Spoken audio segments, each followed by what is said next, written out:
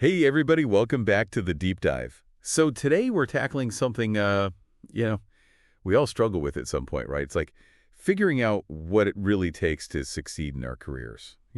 It's got to be more than just skills on a resume, right? Oh, absolutely. So to kind of unpack this, we're diving into this article by Azhar. He calls it the ABCs of career success. And he's making this really interesting argument that your attitude, your behavior, and then the company culture that you're in can actually matter even more than just like your technical skills. hmm So to help us kind of break all this down, I'm joined by Jenny. She has like years of experience navigating the professional world. So, what jumps out at you when you hear that, Jenny? When you hear that idea that it's kind of these softer skills that matter? It's funny, right? Like, we spend so much time, like, polishing our resumes and prepping for interviews. But, sometimes it really is those softer skills that make or break your career in the long run. Like Azhar says, skills might land you the job, but it's really how you approach your work and how you interact with people that determines how far you go. Okay, so let's break it down. Let's start with A, attitude. Ashar calls it the silent career accelerator. Mm. He basically argues that managers, they're looking for people who have that right mindset, not just the ability to like do the task, right? What does that even mean, the right mindset? It seems kind of vague. Yeah, it's a little bit of a buzzword, right? Yeah, But I think what he's getting at is like, imagine, you have two people, they have the exact same skills on paper. right. Okay, but one person, they're always complaining, they don't like new ideas, they're really quick to blame other people when things go wrong. Right. And then you have the other person who's just, they're eager to learn, they're proactive, they're always coming up with solutions, and they're, generally pretty positive even when things are tough. Who would you rather work with? Yeah, no, well, the second person for sure. Exactly. And managers, they feel the same way, right? Yeah. They want to work with people who are resilient, people who, when something goes wrong, they see it as an opportunity to learn and grow, and people who, contribute to a positive work environment. It's not about being like, happy-go-lucky all the time, fake it till you make it kind of thing. Right. But it's about having that growth mindset and that can-do approach. Ashar gives some examples of like attitudes that are just instant red flags for managers. Hmm. Like when people say, that's not my job. Like that is, I can Ooh. see how that would rub people the wrong way. It Yeah. makes you seem inflexible, not a team player. Yeah, it makes you seem like you lack initiative, like you don't want to take ownership, right? Yeah. But on the other hand, when you show that you're willing to go above and beyond, that you are, willing to jump in and learn new things and be a part of the solution, I mean, that's what makes you stand out. Yeah. He calls that the A++ attitude, being proactive and solution-oriented and like always open to learning. Mm. It reminds me of this colleague I used to work with. They were like super junior when they started, Hmm. but they would like volunteer for every single new project, and they were always asking like these really thoughtful questions. Wow. They ended up getting promoted so fast. It was crazy. That's a great example, right? It just shows you're engaged, you're eager to contribute, you're invested in your own growth. Like, that's what people notice. So what's like the takeaway for people listening? Like, how do you actually cultivate that A++ attitude? Even if, you're not naturally like the most like outgoing, enthusiastic person, right? How do you get there? It's a good question. I think it really starts with being mindful of your own self-talk. Hmm. Are you the kind of person who's always focusing on like what you don't like about your job? Hmm. Or are you really trying to look for those opportunities to learn and grow?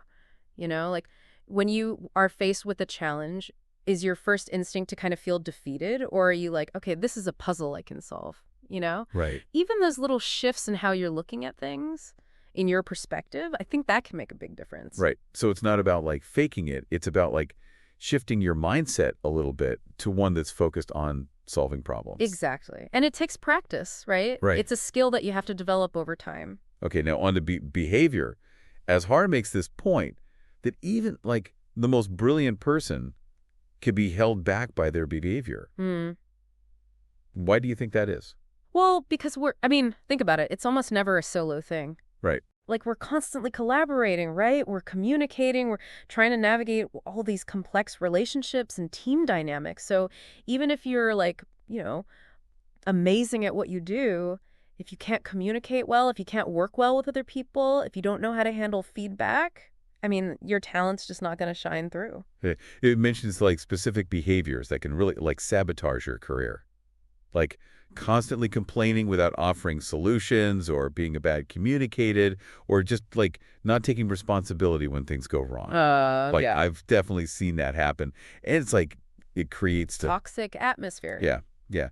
Nobody wants to be around someone who's just like bringing everyone down all the time. Or someone who like, as soon as something goes wrong, they're like, "Oh, it wasn't me." Right, yeah. Right.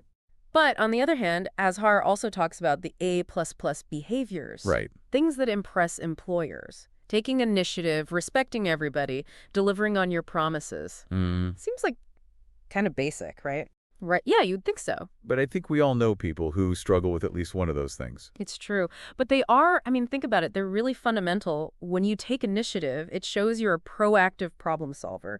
When you respect everyone, it just creates a much more positive and inclusive work environment. And when you deliver on your promises, you build trust. Right.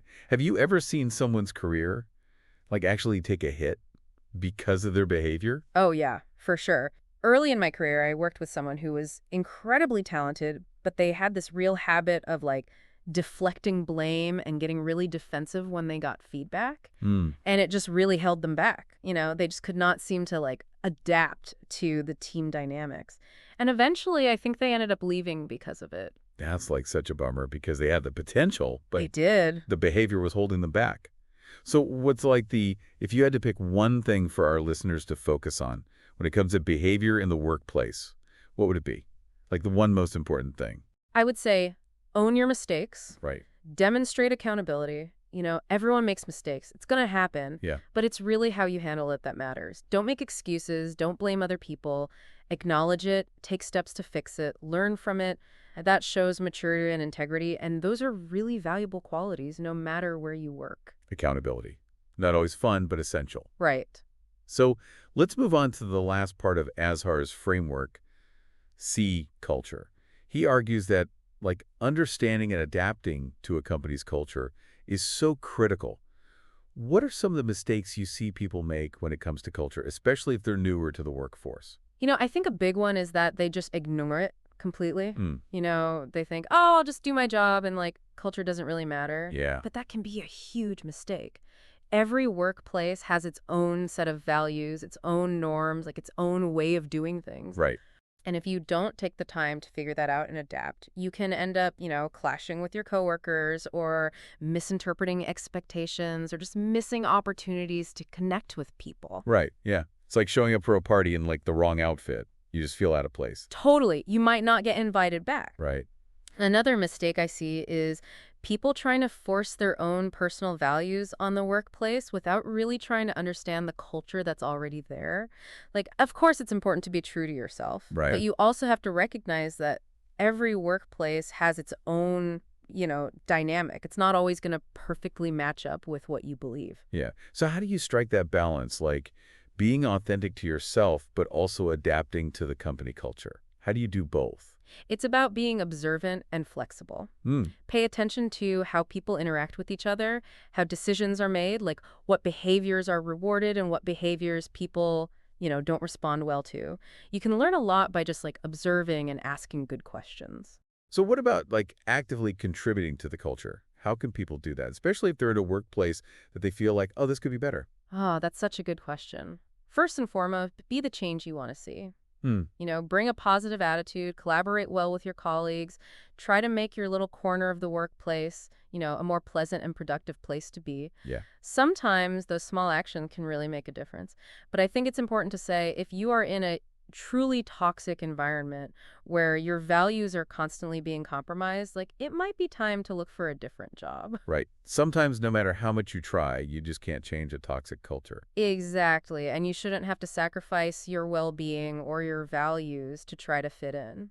I'm curious, have you had any like experiences yourself navigating different company cultures that stand out to you?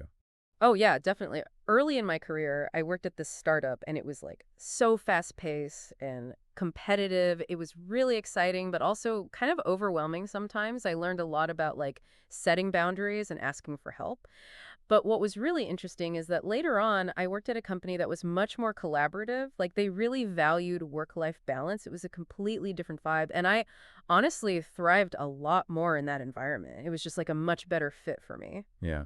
It's crazy how much company culture can, like, impact your overall job satisfaction. It's huge. I think it's something people don't always think about enough when they're looking for jobs. Right. But it's so important to find a place where you feel comfortable and supported. So before we wrap up, what's like one final thought-provoking takeaway you'd like to leave our listeners with when it comes to culture? I would say this, don't just try to fit in. Like, help shape the culture, be proactive, bring your own unique perspective and strength, and don't be afraid to, like, advocate for positive change. You really do have more power than you think to influence the culture around you. Yeah, you're not just a passive participant, right? You can Exactly. actually help create a culture that is good for everyone. Yeah.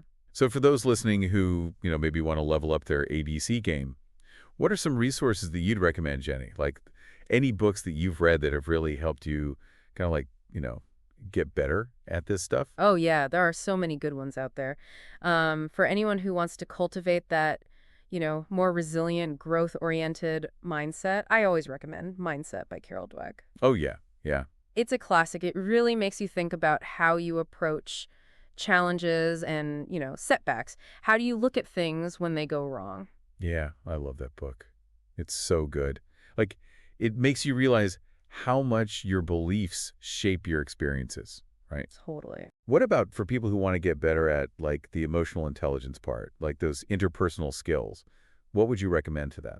Emotional Intelligence 2.0 by Travis Bradbury and Jean Greaves is a really great one. Okay. It's super practical. It gives you like actual strategies for understanding and managing your own emotions.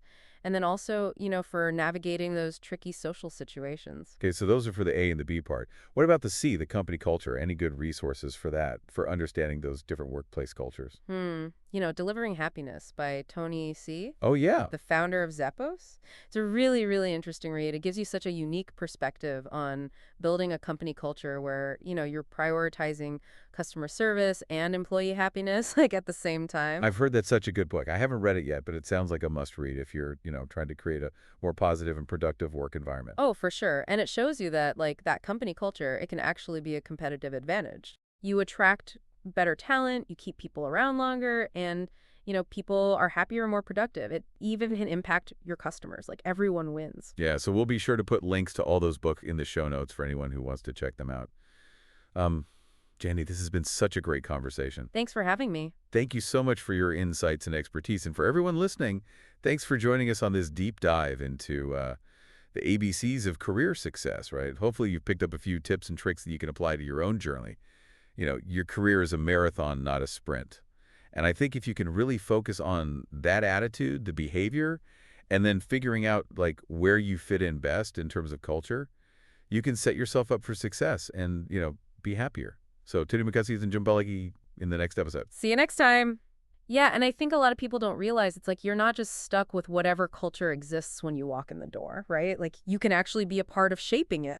Yeah, for sure. Like we all have to take responsibility, right, for making our workplaces better and for, like, if something's not working, speaking up about it and trying to actually change it. Totally. And I think a lot of times we're so focused on like, fitting in and doing a good job that we forget that like we can actually have a voice and make a difference. Yeah, that's a great point. Like, don't be afraid to speak up and, advocate for those positive changes that you want to see. Right, exactly. Because sometimes all it takes is one person to kind of like, plant that seed and then other people are like, "Oh yeah, I agree with that. Like, let's do this." Right, it's like that ripple effect. Exactly. Well, this has been such an awesome conversation, Jenny. Thank you so much for, sharing all of your wisdom and expertise with us. Oh, it's been my pleasure. I always love talking about the stuff. It's so important. And for everyone listening, thanks for joining us on this deep dive into the ABCs of career success. We hope you learned a thing or two that you can apply to your own, career journey. Remember, attitude, behavior, and company culture.